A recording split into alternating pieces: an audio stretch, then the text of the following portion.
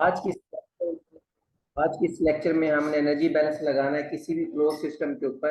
Close system क्या होता है? ऐसा सिस्टम जिसके अंदर मैस आपका इन और आउट नहीं हो रहा होता, लेकिन उसमें एनर्जी इंटरेक्शन हो रहा होता है। जो कि ओपन सिस्टम होता है उसके अंदर आपके पास मैस फ्लो रेट इन भी हो रहा होता है, सिस्टम के अंदर आउट भी हो रहा होता है।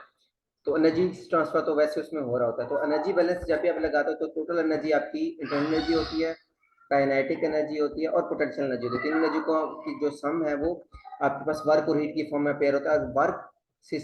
वर्क और हीट की साइन कन्वेंशन है। अगर हीट सिस्टम के अंदर एंटर होती है तो उसको हम प्लस साइन देते हैं, और वर्क सिस्टम के ऊपर लगाया जाता है तो उसको हम पॉजिटिव वर्क कहते हैं, और अगर सिस्टम वर्क कर रहा है तो उसको हम नेगेटिव वर्क कहते हैं। तो इस एनर्जी बैलेंस लगाने से पहले कुछ स्पेसिफिकेशंस हैं। पॉसिबल स्पेसिफिकेशन ये है कि अगर आपके पास सिस्टम और सराउंडिंग का टेम्परेचर सेम हो जाए तो आपके पास जो क्यू है वो जीरो हो जाती है। यानी सिस्टम और सराउंडिंग का टेम्परेचर सेम होगा, इक्विलिब्रियम में आ गया, तो आप ना हीट ट्रांसफर होगी इन सिस्टम से सराउंडिंग में जाएगी, ना ही सराउंडिंग से सिस्टम में आएगी। तो इसको हम कहते हैं यहाँ पे आपके पास जो क्यू है दैट इज बिकम जीरो, यानी एडियाबैटिक सिस्टम हो गया। No heat is transferred to the temperature difference. Second one is that if system is perfectly insulated, अगर आपने इंसुलेशन लगा दी, सिस्टम को बिल्कुल इंसुलेट कर दिया तो आपके पास Q की वैल्यू जीरो हो जाएगी। System is adiabatic and so no heat is being transferred between the system and the surrounding.